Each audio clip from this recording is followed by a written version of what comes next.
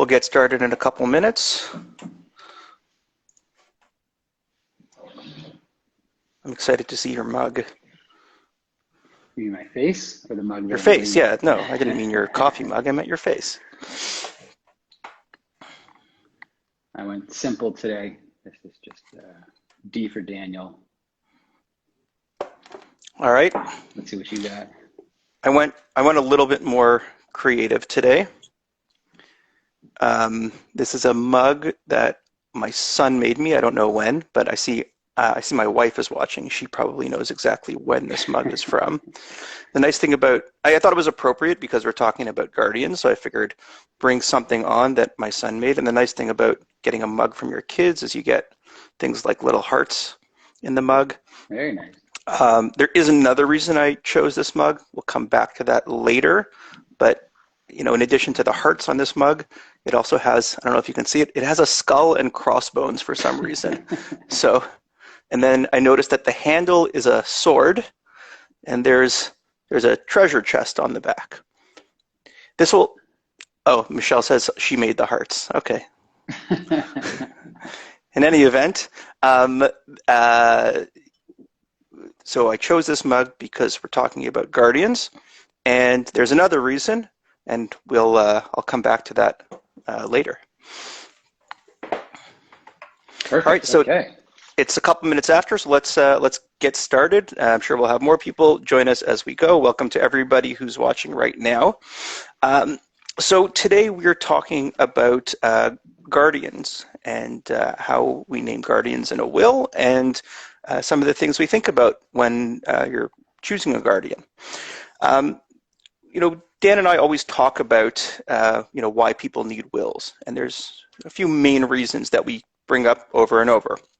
One of them we talked about last week when we were busting myths, right? The idea that if you don't make a will, then the government decides, based on the provincial rules, how your assets are being distributed. So you want to be able to choose that.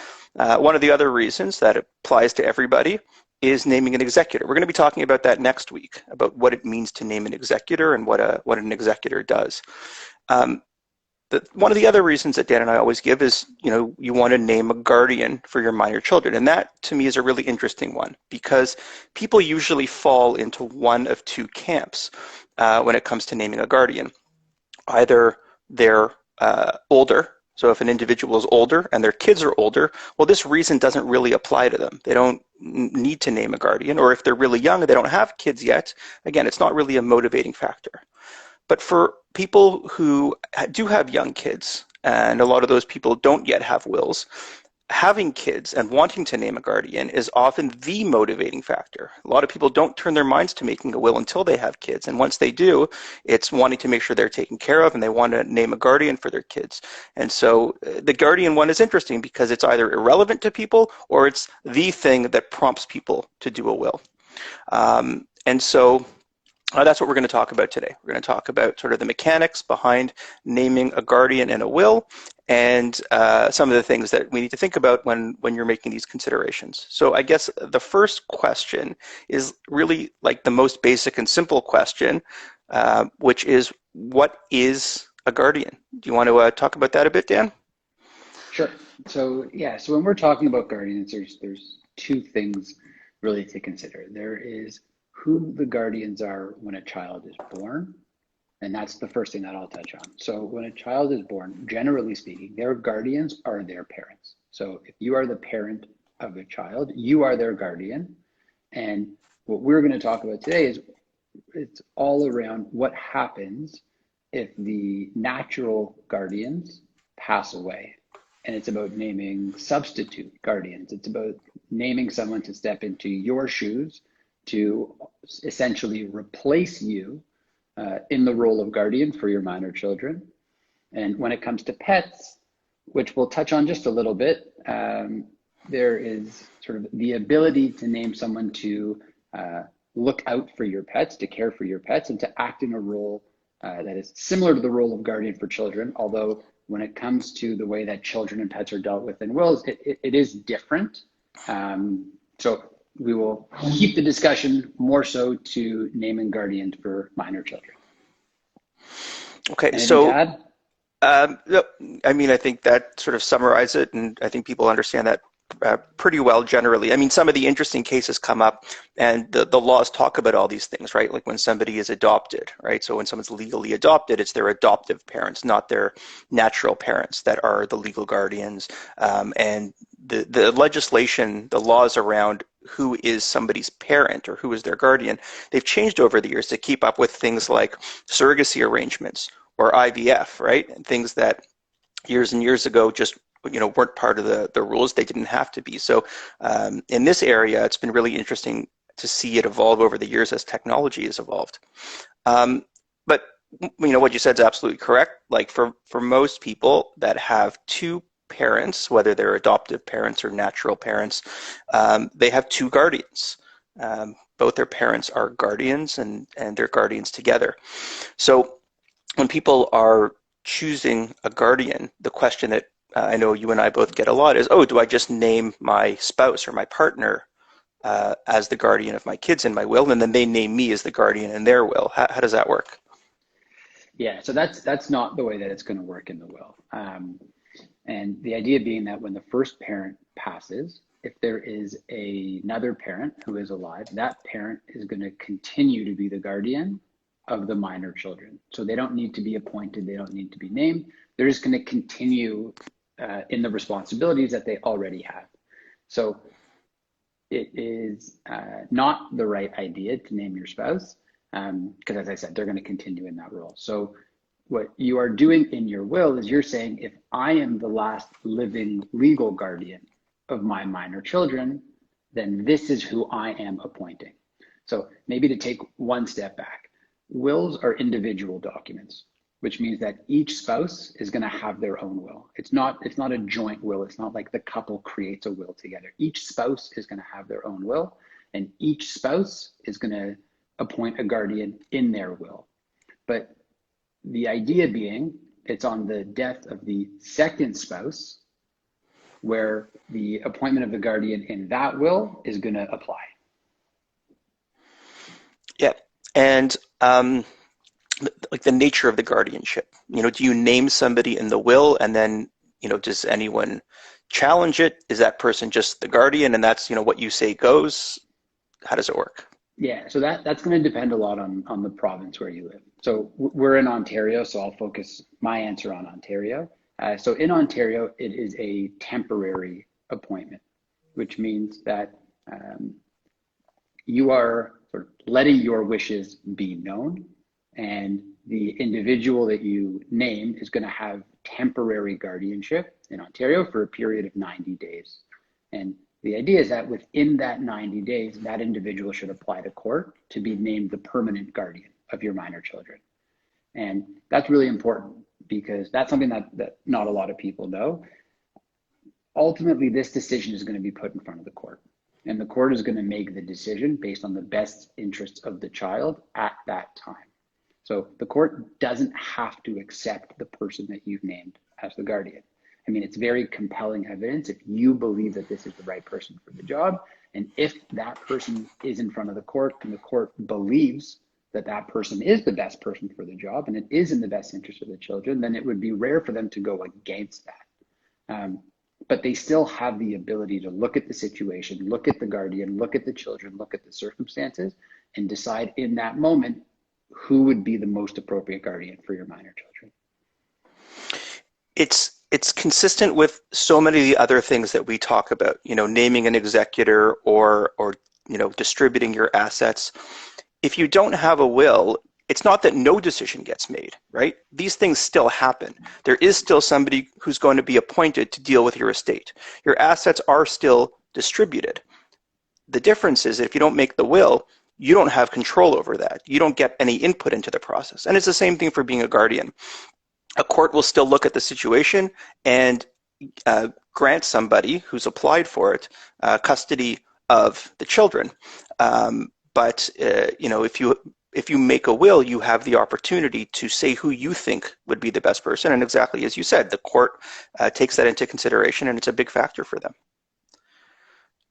One of the other questions we get on guardianship, and I actually saw that somebody drop this into Instagram for us to address specifically is naming one person versus two people. A lot of people will turn their minds to a sibling and say, okay, should I name my sibling, or should I name my sibling and her husband together as the guardians? Is there a right answer to that question? So I wouldn't say that there's a right answer, but there is one answer, which is the answer that I gave most people when I was practicing, which is the question to ask yourself is if let's say you were thinking about naming a sibling and your sibling's spouse, and you need to think about what would happen if your sibling predeceased.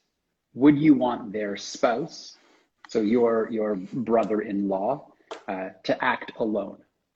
And more often than not, I would say when we were practicing, people's answer to that question was, I'm not so sure. Like, I for sure want it to be my sister.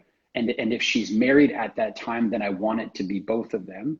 But if they're not married at that time, or it's just him, then I'm not as sure. And so what I used to say to people, and what I continue to say to people, is naming just your sibling is in a sense a safer decision, on the basis that if at that time they are married and they will take guardianship together, then that is what you want to happen. And if they're not married, then you are now not just naming the sort of sibling-in-law. Yep, I saw another question come through, which is, okay, so I've done my will. Let's say I have one kid. I turn my mind to the fact that I need a will. So I speak to my partner about who the guardians are going to be, and we prepare the will on that basis. Now, some years go by, and I have another kid. Do I have to update my will? Am I saying like this guardian has to be for child 1, 2, and 3? So generally, what people do is they have a desire to keep their children together. And so they will name one guardian to be the guardian of all of their minor children. But certainly if you have another kid, it's gonna change, or it has the potential to change how you think about it. So you may have chosen someone in the first instance that you thought would be the appropriate guardian for one child. But that same person, you might not feel the same way if there's two children, right? If you're thinking about a sibling who already has 3 kids, you might feel one way about if you have one kid. That would sort of call it be added to that mix. And that might be a different question if you had 2 or 3 or 4 kids. That might not continue to be the appropriate guardian. So it doesn't necessarily mean that you need to change anything, but having more kids is a good time to look at the decisions that you've made in your will and decide at that time, is this still the appropriate person? Yeah, and I think that answers another question that we got on our Instagram story before we went live here, which is, is this a decision that I'm making once and it's in stone, or can I update it? And of course, what we always say is your will is not a document that you create once and then leave forever. It's something that you revisit, and you can change it whenever you want. And certainly, with Epilogue, we've given people the ability to come in and make changes and updates to their will for free anytime. So, it's our view is that cost should never be a barrier to making sure that your will reflects your current wishes. So always a good idea to sort of regularly update it and ask yourself these questions over and over. For sure. Okay, my turn to ask you a question here. Sure. So someone has now gone through the step of creating a will. They've named a guardian. What should that guardian sort of expect or anticipate is the job that they might be asked to take over? What responsibilities would be included in that? Yeah, so I mean, the simple answer to this question, which is, obviously there's a lot to unpack, but the short answer is any responsibilities that the parent would have had to their own children are now the responsibilities of the person that has custody of the children, who's been named in the will, and in an unfortunate situation has to actually assume guardianship and custody of the children. And so, it extends to everything from making sure that they're schooled properly and fed properly, and given all the sort of necessities of life, so to speak. I was looking at this question earlier today, and I came across this piece of legislation called the Parental Responsibility Act, which basically says that, like, if your minor child breaks somebody else's window, you are financially responsible for it. So, like, all of these pieces that go into, think about all the things that you do for your own children, and from a legal and emotional perspective, and supporting them, and all of the tangible and intangible things. That is what these guardians are going to be responsible for. And so, as you can imagine, it's not a decision that people make lightly. I think I've heard you say this very well before, which is that, in any parent's mind, the only right people to parent their children is them. It's hard to think about somebody else acting in that type of role for your parent, and nobody is as right as you are to be the parents for your own children. And that's why this in particular, this question about who to name as guardian, we see it happen. This stops people dead in their tracks sometimes, right? That, people will start making their will and they get to this question and they can't come up with the right answer. And so they stop and they don't end up making the will at all. And again, it goes back to what we were saying before, which is, if in the unlikely event something like this, happens where both parents are not alive, a decision will be made. It's just a question of whether you've taken the steps to put your input into that process. For sure. Yeah, and I think that is really important. That there might not be a perfect choice, or it just might not feel like there's a perfect choice, but there's a choice to be made, and you have the opportunity to name someone that you think is the best choice, given all the choices that you have. So, sort of continuing on that question, which is, what are the things that people should think about when naming a guardian? There's a lot of them. I'll throw out a few, and you can add a couple. So values, what are some of the values that person holds, and is it similar to yours in the way that you currently parent or in the way that you think about parenting? Where they live, how important is that to you? Religious beliefs, maybe touch on those, and if there's any others that you want to add to that. Yeah, I mean, the where the guardian lives is a really interesting one, because you may have a very close family, like a sibling, like we were talking about before, that you may say, okay, this is sort of the natural person, my sibling and his or her spouse, I want them to be the guardians of my kids, but they may not live in the same place as you. And so you have to think about whether, think about the costs of sort of uprooting your children and moving them to a different part of the country to live with these guardians, versus naming somebody who might not be so close in terms of a family relationship, but lives closer. And that's something that may change, right? When kids are very, very young, it might be the right decision to say, okay, I want them, with my brother and sister-in-law, even though they live in a different part of the country. But as kids get older and they have their lives here and their friends here, and they've been going to school in the city where you live, it gets more and more difficult to uproot them and move them somewhere else. So certainly proximity is a factor. And again, it's one of those things that you can visit and revisit as years go on. One of the other things, and Dan, you touched on this, is their family structure, right? So a sibling may seem like a really good option at a point in time where you have a couple kids and maybe your sibling is newly married and they don't have any kids.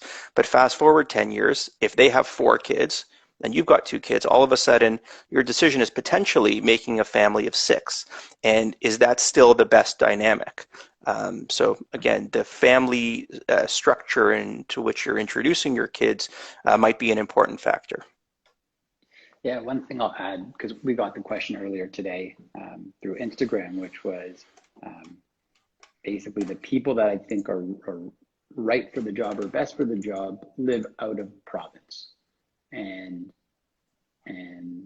what should I do about that? And our answer is, if you've got, call it the luxury of choice, and I mean the same thing sometimes happens with executor. If you have the luxury of choice and you've got great options that are in the province and out of province, we generally say to people that you can sort of limit complications by choosing the person who's in the province. But if your only choices are out of province, then that's what you got to do.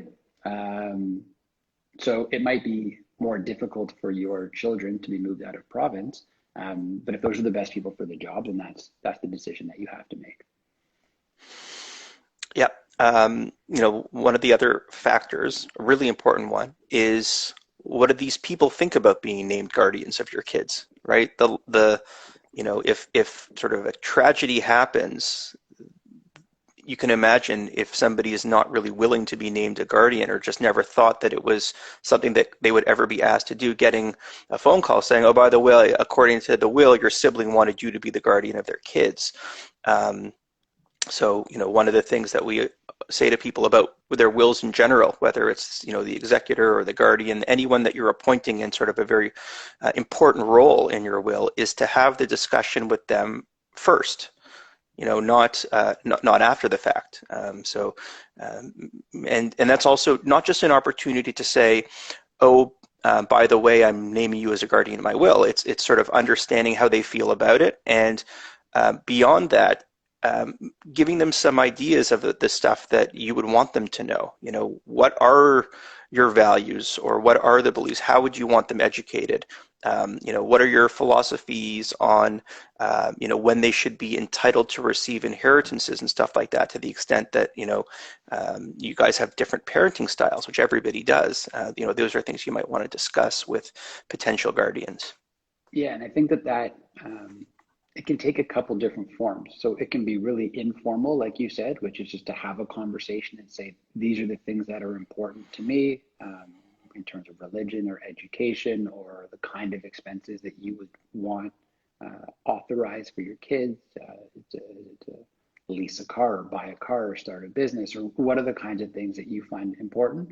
And that can just be a conversation, or you could write it down and make it much more formal. And you can sit and think like, what are the really important things to me, and put it on paper and either leave it with your will or give it directly to the person who's named as a guardian, and make it more of a formal exercise and a formal document.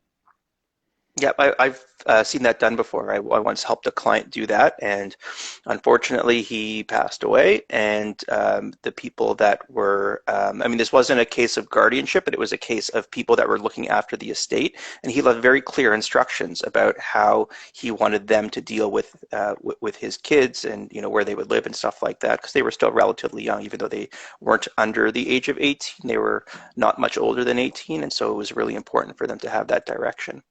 Um, one of the other factors, I think the last one I'll mention, is age, and physical ability and emotional ability to take on the role. And this often comes up, with a young couple, if they're thinking about naming parents as guardians. And again, that might be a very appropriate thing when, you're a young couple and you're having, and you have young kids, and your parents or your in-laws are relatively young and able to take on the role. But then, fast forward 15 years, your kids are still minors, so they still need the benefit of a guardianship clause in your will, and they would still need someone to take custody of them if sort of the unthinkable happened. But at that point, your parents are also 15 years older. So at that point, are they physically able to look after kids? And maybe their lifestyle has changed to the point where, 15 years earlier, they weren't traveling or going down to Florida for the winter, but now they are. And so, again, more reason to, make a decision, make what you think is the best decision today, but then revisit it on a regular basis. Mm-hmm. So I see here that we have about 5 minutes left, and you told me this morning that you wanted to take 5 minutes to do something. So I will pass it back to you for whatever it is that you've got planned. Okay, so this is a heavy discussion about guardians, because it's the situation that nobody wants to think about. So I thought that for the last little bit of this conversation, we would make things a little bit lighter. Okay? And yeah, like Dan mentioned, he knew I was going to do something. He doesn't yet know what I'm going to do. And so we often, Daniel and I talk all the time about the importance of wills and, naming the guardian like we talked about today, or distributing assets or naming an executor. But for some people, there's another benefit to doing a will, which we don't talk about nearly as much, because a will potentially is like the ultimate mic drop for somebody, right?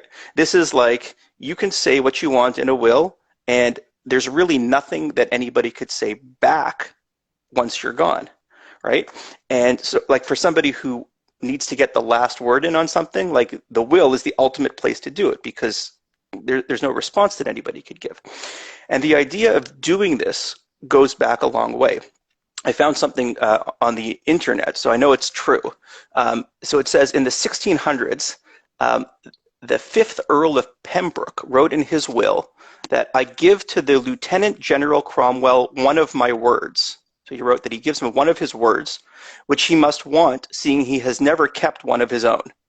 So this guy uses his will to basically insult somebody else, and what can anyone say? I heard a story from somebody that I used to work with about a will that he saw that in which a very wealthy person left somebody $5. And his thinking was, if I don't leave him anything, then he might think that I forgot about him. But if I leave him $5, then he's going to know that I specifically thought about him, and I decided that I only want to give him $5. So there's a whole bunch of crazy things that people do in their wills, because this is kind of like the last kick at the can, the last opportunity to do it. So what I've done is I've put together three things, and three things that somebody could potentially maybe put in their wills, or maybe I made them up. And you got to figure out whether these are real or whether somebody actually put this in their will. Okay. And if anybody who's watching wants to weigh in, I'd like to hear what people think as well. So here's the first scenario. Guy with no children passes away. He, in his will, leaves a sum of money, a substantial fortune, to the woman who, over the next 10 years after his death, has the most children.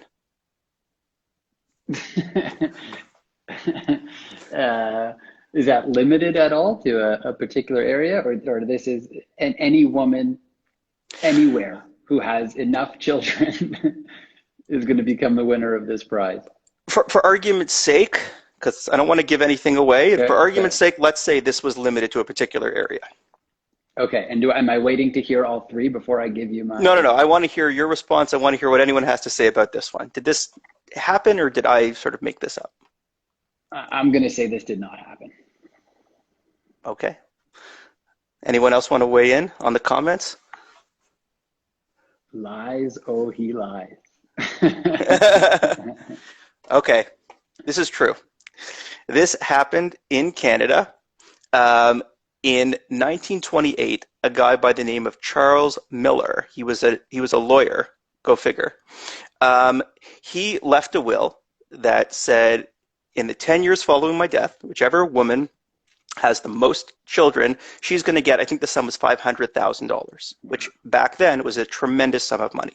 And his will was actually challenged. It went up to the Supreme Court because people said, well, this isn't a valid clause. You can't do that in a will. The Supreme Court said, yes, you can. Now, I don't know if that would be decided the same way today, but in 1928, the Supreme Court said this was okay. So this set off what became known as the Great Stork Derby, as women in Canada, again, I don't know whether it was limited to Canada or Korea, but they were racing to have kids in order to cash in on this sum of money. And in 1938, 10 years later, the contest closed, and 4 women who over that period of time each had 9 children, each of them had 9 children in a 10-year period, they split the prize.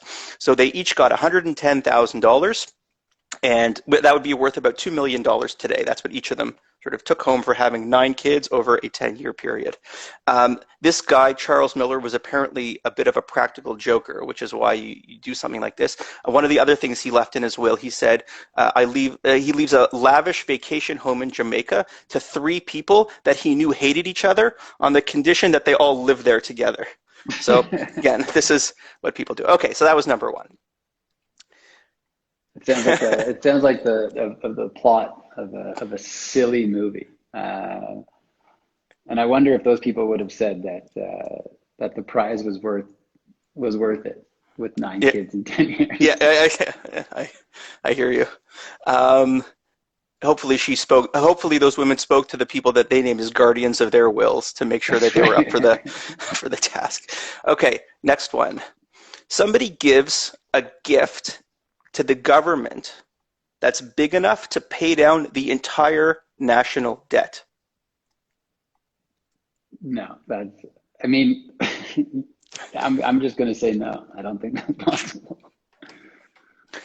Anyone else? Somebody gives a gift to the government and says, um, I want you to use this to pay off the entire national debt. And okay, well, comments will come in, but I'll Yeah. give the answer. So this is half true. This is kind of like this is like wishy-washy.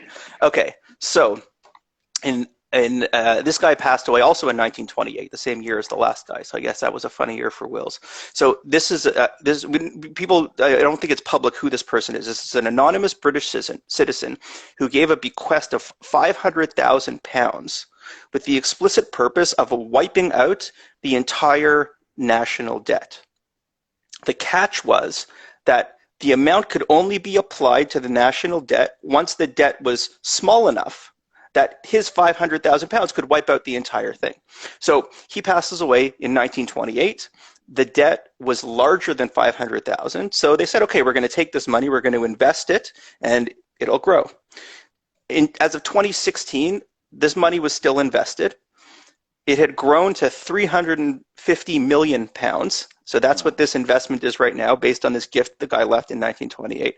But unfortunately, the national debt, at least as of 2016, was £1.6 trillion. So I think as the years go on, we're getting further away, and the money's still tied up. And at least the article that I read, people don't know what to do with it. So that one is, we'll say, half true.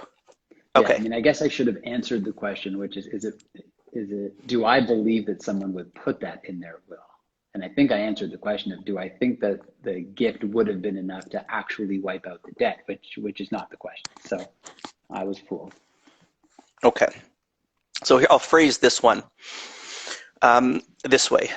Can you, in your will, gift someone your birthday?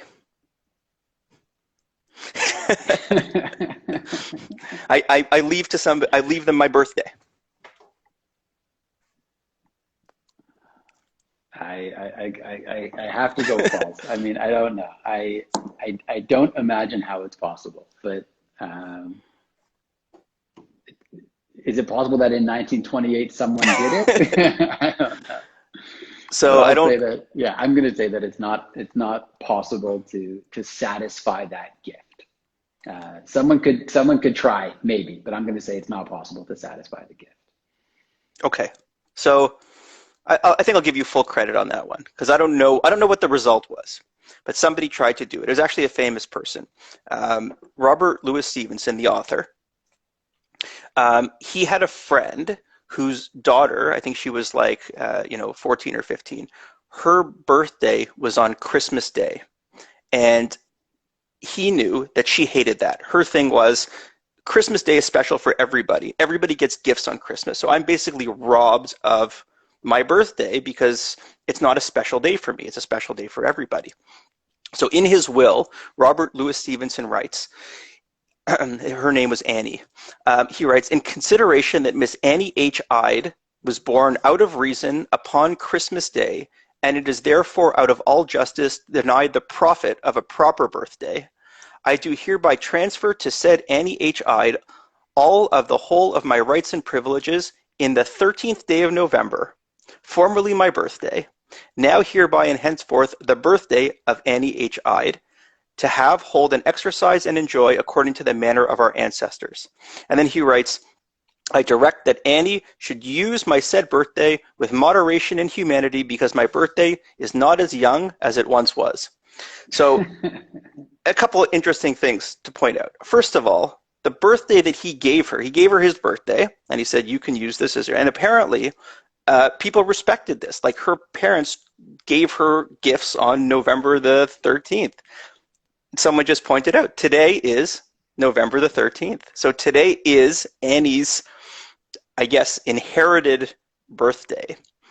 And I'm going to bring this back to what I said off the top. So Robert Louis Stevenson was the author of a book that I read as a child, Treasure Island. And that's really why I chose the mug with the skull and crossbones and the treasure on the back. So this is my toast in honor of Robert Louis Stevenson's former birthday.